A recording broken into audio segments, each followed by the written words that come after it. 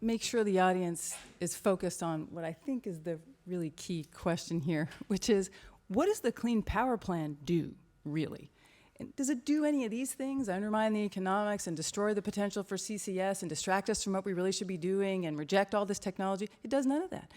The Clean Power Plan is based on a projection that we can deploy more renewable energy and substitute it for dirtier power. It's based on a projection that we can substitute natural gas for coal and wind and solar for both coal and gas. And that's not a wild fantasy of the government or the Obama administration or environmentalists, I'm pointing at Carl, or anybody else.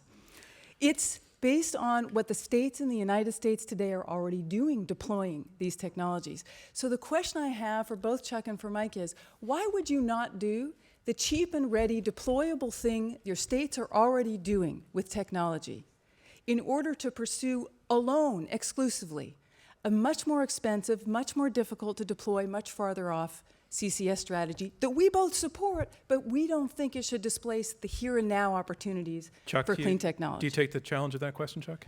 What we're doing is looking to undermine the opportunity for coal-fired generation to continue to be in the mix. And if you look at the Clean Power Plan, Why?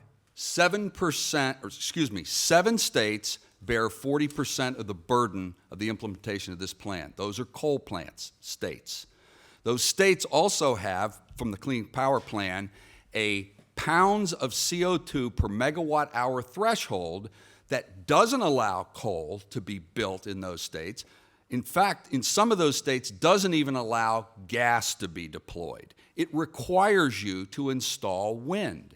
So fundamentally, it's a forced renewable portfolio standard.